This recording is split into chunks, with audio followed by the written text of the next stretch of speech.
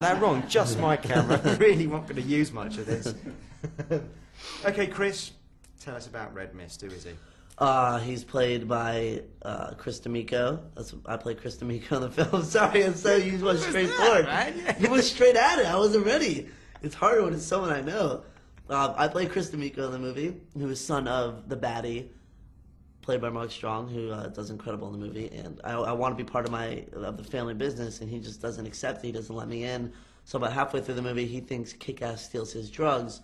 So I create Red Mist to kind of lure Kick-Ass to my father. So you're always aspiring to taking part in the family business, Yes. aren't you? I mean, is that where Chris is going with his Yeah, life? he really wants to be a part of it, but my dad just thinks I'm too weak, too frail, not man enough for the business, and I agree. Now you carry a lot of the sort of comic weight, I'd say, in this movie.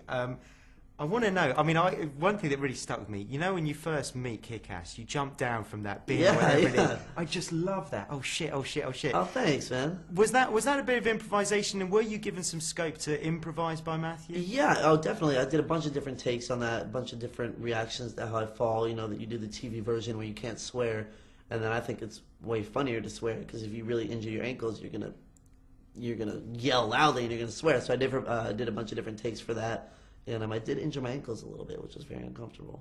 But generally, Matthew would give you the sort of freedom to kind of play around with the There were script some a little times where he would give me my freedom, but then sometimes he wouldn't understand my humor. There were like shows that I was referencing, American shows, and he'd just be like, "Oh, fuck off, man! Like, what does that mean? Just shut up and stick to the script." And he'd be very angry at me, but most of the time he'd give me the freedom to do it. Now, tell us when you were first approached for this.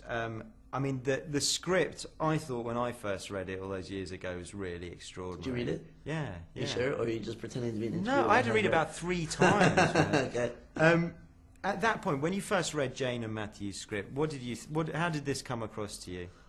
Incredible. Jane, she's, her husband, Jonathan, is a big comic book fan, so she is as well, so she knows how to write for a comic book movie. It was very, very violent, very bloody, and hilarious, and that's exactly what I want in a movie. So I said, I have to audition for this, and I went in and got it. So it's the kind of film that you would like to go and see in the cinema? 100%. Unless I auditioned for it and was like runner-up and didn't get it, then I'd have like a hatred towards Kick-Ass and not see it. No, but I would definitely go see this movie. Now you've got an incredible costume, and Thank as you. the film goes on, all these kind of cool toys that you sort of accumulate. Just first tell us about getting into that costume. And it's pretty out there. It is. It's amazing that Sammy, who's designed Hellboy 2 and Stardust and a bunch of other movies, she did an amazing job. And the first day I wore it, I loved it. And then about week 3 into it, I was just sick of it because it's very hard to get into. You need help getting into it. You get rashes underneath your arm from the cape, and you're sweating. The mask is like stuck to your face for hours, sweating underneath it. It's very uncomfortable. And where did that look, the hair and everything, where did that come from? That was Faye, who does the hair and makeup. She created many different wigs. She kind of chopped them about, and we kept going to Matthew and asking him which one he liked. And we came up with that one. That was really fun. I need to ask about the Mistmobile. It's fucking amazing. I don't want to answer anything about the Mintz-Mobile. You have to. I know. I'm kidding. Tell us about it. What is that car, and what was it like to burn around the streets of Toronto in it? It's the craziest car, man. It's got mist coming out of the front. The doors don't open like regular car doors, which became a nuisance at some points when you gotta get out of the car fast. It's like psh, and it comes up from the side.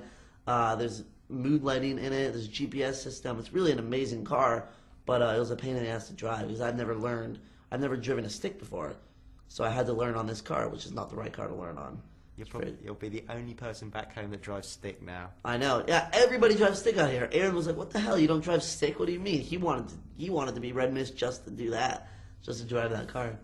Tell us about Aaron. He's much newer to this game than you are. Now you've seen his performance and what he's done with that sort of leading man role, if you like. I mean, what do you think of him? Incredible actor. He really got such talent, and he's still so young. He's still younger than me, even though he looks like he's like 27 now. But he's got a great future ahead of him. He really knows what he's doing. And when you first saw the film, I mean, even to me, read the script, been down with you guys on set, seen a lot of the editing process. Even when I saw the final film, it was everything that I kind of hoped, but sort of turned up to 11. Right? Yeah, it's like everything you wanted and more. That's exactly what we were going for. And you remember when you sat there and first watched it? I mean, what were the bits of it that you really enjoyed? I thought Clark Duke is hilarious in this movie, who plays Aaron's best friend, and everything that Hit Girl does in this movie, every line, every person she kills is so original, and it's so fun to watch that she really steals this movie. Chloe, now you say that, I mean, that role is borderline everything. Actually, borderline. She's gonna be the new superhero icon, and everyone's gonna look up to her. And it's almost like you don't want to like it because it's an 11-year-old girl murdering people. It's like you shouldn't like her, but you just can't help it. She's how incredible she is. It is wicked. I would watch, if there was a Hit Girl movie, I would watch 3-4 hours of the stuff. You are a pedophile. Shut up, man. Finally, all right. If you had to explain this, I mean, it's funny because I've been talking with the other journalists in the room down there, and they've been saying, "Oh, when I do my piece for TV, I don't know how I'm going to actually explain what this film is."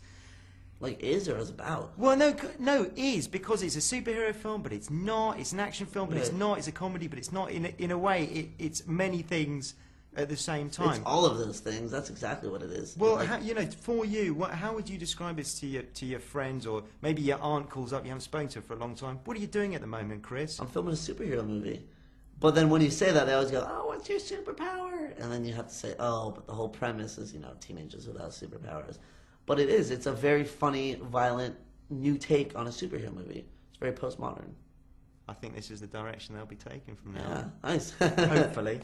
Lovely stuff. Thank you very much. Of course. Good stuff. Thank you.